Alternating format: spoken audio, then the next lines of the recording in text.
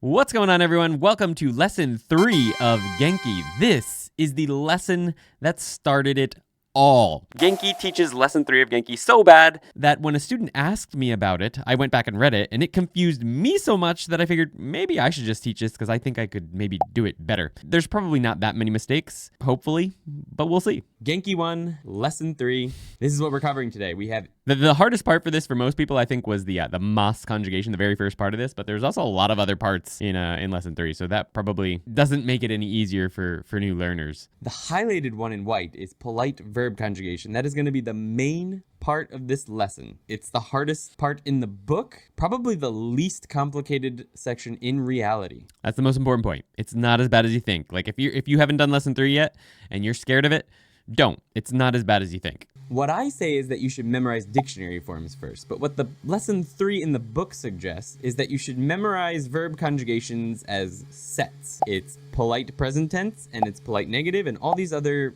conjugations. Let me just tell you that is an extreme waste of time because if you went and memorized every possible conjugation for a verb, that's like learning 12, 13 different words. And as I've explained in other videos like this one where I explain godan conjugation in like under 10 minutes, I think, it's not that hard. There's a couple little rules, and if you know those rules, when you're speaking, it'll slow you down a little bit to think about the rules, but just the first few times, when you get used to it, it just will become more natural instead of having to learn literally 12 or 13 different words for one word. U, ku, su, tsu, nu, mu, gu, bu, and du. If a word in Japanese ends with one of these characters, it's probably a verb. There are very few exceptions to that. There are a couple words, obviously, that end like a muko, that ends in what looks like an u, but it's not a verb. To make the verb stem for godan verbs, we need to take the u syllable and turn it into an e syllable. So one thing I said here that I probably should have thought about a little bit deeper is I should have called it a mas stem, because godan conjugation itself, you can make various stems depending on the type of conjugation you're trying to do. So what I'm about to explain is how to get the stem for the mas form of verbs, which is the polite present tense or the polite negative tense if you were talking masen. So godan mas stem would have been a little bit more accurate. Gu becomes gi, bu becomes bi, and du becomes di. Now you'll see that bu, bi, du, di. Definitely want to make those a little bit shorter, Andy. Su, to make it the e sound, becomes shi. This is and to be fair, shi, the sound shi, is sort of between si and she. Like it's not a hard English she, but it's also not a soft English si. It's sort of in between those. Shi. Incorrect. There should not be a star here. The star should be down here on chi. So tsu becomes chi because there's no t sound in Japanese. Okay. I mean there is, but it's written this way. I mean I'll use hiragana with a small e. I guess it would make more sense to use katakana. You'd use a small e, right? Instead of a big e. So te with a big e, that would be te. But if you were to put a small e, this becomes a single sound, which is ti. So there is a ti sound in Japanese that's used for a lot of loan words, but in native Japanese words there are no words that have a t sound. Nitpicky, not a big deal, but interesting nonetheless. That's our stem. All you have to do is add mas, hanashimasu. Now this is true for all u, ku, su verbs and everything we're going to cover up until do. It might have been valuable for people to know even at this point that you can use the dictionary form as the present tense in Japanese. Hanasu and hanashimasu are the same. They mean the same thing. Utau and utaimasu they're the same. They mean will sing or I sing. They both are the present / future tense. So why do they exist as separate entities? Well, Japanese has this thing called polite forms versus casual forms. One is used with friends and family or people your own age or younger. That's casual or informal Japanese. And then there's the polite Japanese, which is used with people you don't necessarily know, people who are older than you, people who are in a higher rank than you in your work or whatever. Just polite Japanese, right? With that said, it would be good to know that they essentially have the same meaning. Noru, which means to get on, like to get on a train or to get on a bicycle. do becomes, in most cases, di. To be clear, for noru, it always becomes nori. So in all cases, if you're going to the mas form of noru, you're doing this. What I mean by in most cases is that some verbs that end in do not follow this rule, that's all. Verbs that end with iru or edu, with, as far as I know, 10 exceptions, but I think There's way more than 10 exceptions. It's a lot. It's like probably over 100. In my defense, I guess, the 10 listed here are the most common ones that you're going to run into as a beginner. And a lot of the, quote, exceptions, the other ichidan verbs, are maybe a little less common, but suggesting that there's only 10 is definitely misleading here. You know, the more words you learn, the easier it is to just know it from hearing those sounds, but also you look it up, basically. I believe in things like jisho, the dictionary jisho. They list whether something is an ichidan verb or not. Taberu. Yeah, so it says it's an ichidan verb. So if you look up, when you're first looking up a word, most dictionaries are going to have whether it is an ichidan verb or not. Even if you're using like a native dictionary, let's go ahead and take a look at what a native Japanese dictionary says for taberu. I think a lot of native aimed dictionaries will actually show you the conjugations, like they actually list them all. So this is a dictionary aimed at elementary school students. Does it list it as ichidan? It does not, but it has the conjugations over here. Let's see if a more complicated dictionary lists it as... I believe this right here means that it is ichidan. We can confirm that with like hashiru, which is a, quote, exception to this. So this first kanji here means that it's a intransitive verb. We're not going to talk about what that means right now because that's off in the distance. And then this number 5 here, this kanji down here, that means it's number 5, which is where the word godan comes from, 5 steps. So this means it's a godan verb. And if we go back to taberu, we can see that it's an ichidan verb. So that tells you how to conjugate it. So I highly recommend paying attention to that when you are learning new verbs because there are a lot more than 10 exceptions. Cut the do and add mas. Isn't that rocket ship take off? I don't know if you can hear it on the recording that I'm making right now, but woo! Kairu, which is to go home, becomes kairimasu. Kairu, kaeru, not kairu. And suru becomes shimasu, to do. And you just have to memorize those two. Interestingly, if you think about it, it's kind of like a blend of godan and ichidan rules. Like if you think about it, you kattaru, just like an ichidan, and add mas. But you also take the previous characters, which do have end in a new sound, and change them to their e sound. Ku becomes kimasu, and su becomes shimasu. The irregularity is a blend of godan and ichidan rules. Kind of funny. Hashiru becomes hashirimasen. Iru becomes irimasen. Let's take bets on whether I say kaeru or kairu. I'm going to bet $5,000 that I say kairu. Don't need it. Kairu becomes kairimasen. I did indeed. Bananas for everyone, because I'm sure you all guessed the same. 5,000 bananas. Actually means habitual actions and future actions. So let's go over some examples for that. When I say habitual, I mean someone asks you, hey, do you eat chicken? Tabemasu. That means like you regularly do. You do eat chicken. So I do that. Uchi ni kairimasu. Kaerimasu. I will go home. Literally, it means I will go home to my house. Literally, it means house or home. Target will go home. But close enough.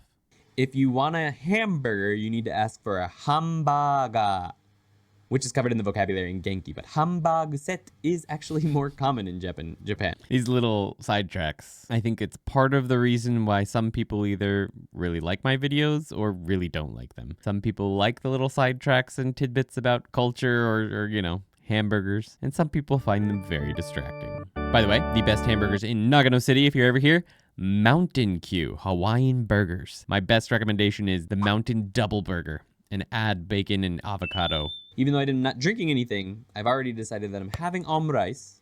So the person's asking me if I will also have coffee. Won't you have coffee too? You basically divide up your foods. You don't just say, will you have coffee or will you have rice? You say, will you eat it or will you drink it? Japanese likes to use the actual verb for the action you're going to be doing, not just have or has. So wakarimashita is an important phrase. It has not been taught in the Genki book yet, but you might as well learn it. Right, so I'm teaching lesson 4 here. But I've also already taught this back in lesson 1. Andy! Why? Particles. Wo, de, ni, and e. The first one we're going to cover is wo. You heard me say wo. very clearly wo, W-O, and that's usually how it's spelled in Romaji. But as most of you, if you've gotten to this point, have probably learned, and maybe even read in Genki or some other places, it's usually pronounced as just o, o. That's mostly true. It mostly just shows up as o. But you will notice that a lot of people do actually sort of say wo, ever so slightly different than o in some situations for many people, especially when people are emphasizing what they said when someone has misheard them. Like if someone says what, you might say kohi wo. There's like a little bit of a movement in the mouth. I can't exactly explain how it's done. That is probably why it's written as W-O in Romaji. But you will hear some people say wo when they are either emphasizing it, teaching it, so don't get too hung up on it. The first thing we learn in Genki, sorry about my fan, is that de marks where an activity takes place. So let's see what that looks like. It's not a bad explanation. Genki splits up their explanation of de into a couple different locations. They basically all mean the same thing, and that is how I explain it now is via, or utilization marker. That's what I usually call it. I usually call it the utilization marker, and I will translate it directly as via. Via really fits the meaning quite well. So you could say, we do the verb via this location, or we utilize this location to do the verb. And that is how I generally will explain de, because it covers everything. Later in Genki, I think it's lesson 8 or something, they teach that you can use de to mark a method of transportation that you use to go a place, like basu de, you go somewhere. And if you just translate de as via, or you think of it as the utilization marker or particle, it's already covered there. Like you don't even have to think about it again. And that in this case, it's a location. I'm utilizing a gym to work out, or I'm utilizing a park to do exercise or something like that. So I will drink coffee at home, or I do drink coffee at home. Or I use my house as a place to drink coffee. House, utilization marker, kohi, object marker. That's the object that I drink. So this de is marking the location at which drinking of coffee takes place. It can be translated sort of as an at. But I wouldn't translate it as at anymore. Now, ni is a fun one. It can be used in so many ways, but the 2 ways we're going to be covering today are marks the time an activity takes place. What I found is the most logical way for most people to understand it is to think of it as the target particle, or the target marker. It marks the target of the verb in the sentence, or the target of existence of something, or the target of movement, or even the target time that an activity takes place. So if you just think of ni as marking a target for something, it makes life a lot easier instead of thinking it as marks the time an activity takes place or movement towards a goal. Just think of it as target marker. So we just took the original kohi wo nomimasu and used some particles to make it a more complicated sentence. Literally, 7 o'clock is the target. House is the location that I utilize. It's via the house. Kohi wo, so coffee is the object that I nomimasu, I drink. I know I've said it before, but in case it's someone new watching. Translating sentences into like what you would actually say in English is just it's like hamstringing yourself from the very beginning. So just using much more literal translations makes your life a lot easier. And it's how I would have redone these lessons from lesson 1. If I were to ever do this over again, ever teach my own textbook or whatever, would be 100% literal translations. So my translation isn't wrong. I would just explain it a little differently now.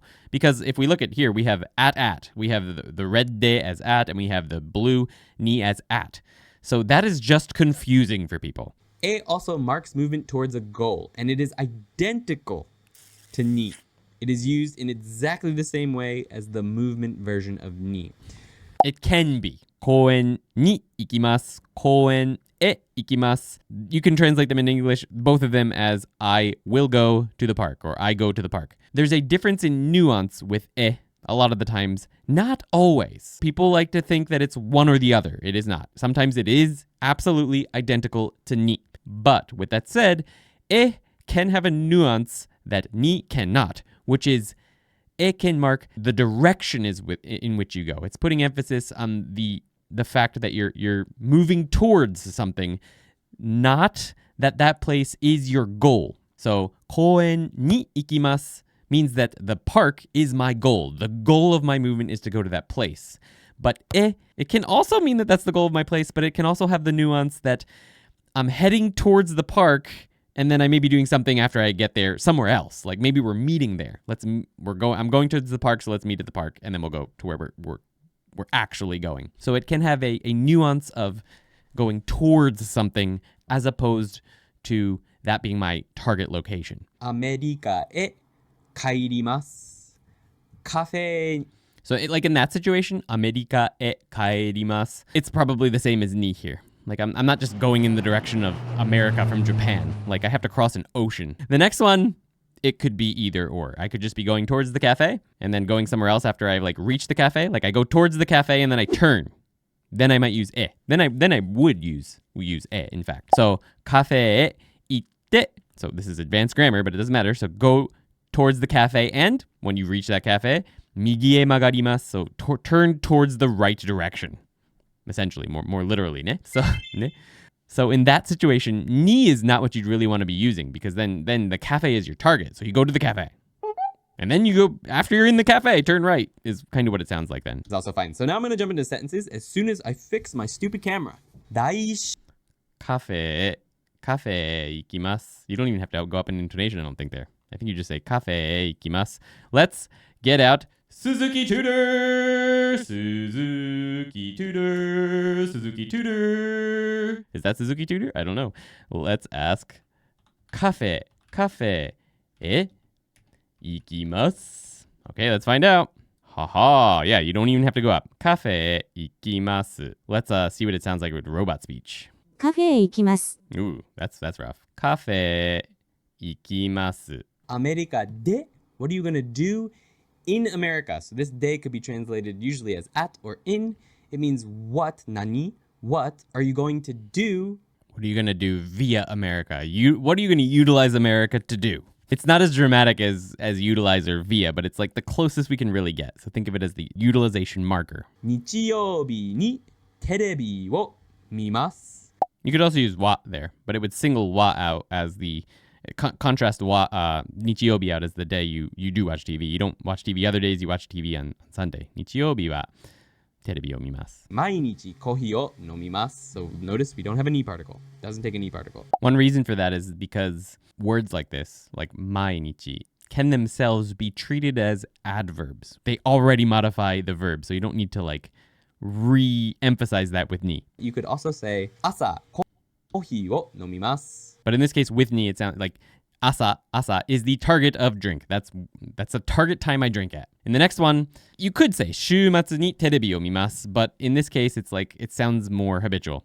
週末テレビを見ます. I usually watch TV on the weekend. We could also have a direct object plus o plus the adverb of frequency plus the verb. Or we could just have an adverb of frequency plus a verb. It doesn't matter. You can put it anywhere in the sentence. That's what I wanted to point out with this. This is a stupid section for Genki to have. They should have just made it about adverbs in general. For any adverb, this applies. Adverbs can pretty much go anywhere in the sentence, and that's because they're adverbs, which means regardless of where they are, they modify the verb. 全然, which means never, and あんまり, which means not often. Amari. I said ammari, which you can actually write it that way. You can write a-n-ma-ri. It's the same word, just a little bit more emphasized, but I wrote amari. Nitpicky Andy. Well, I guess I drink a lot. The I guess is sort of confirming that what the previous person said may be true, and that's what this ne is implying. It's implying that the thing that the person said before was true. The guess is a completely beautified translation. We're not actually going to translate ne literally as guess ever. That's the problem with non-literal translations, is you're going to lead to some confusion here. Ne is ne. It's the agreement marker or whatever at this point. With a comma, verb, object, this is also a perfectly fine sentence. That shouldn't be a comma there. It should be a period. Tabemasu, period. Nezumi o. それだけですか? 食べる. I'm saying taberu very poorly there. In English, we would use emphasis to sort of, like emphasis on the word.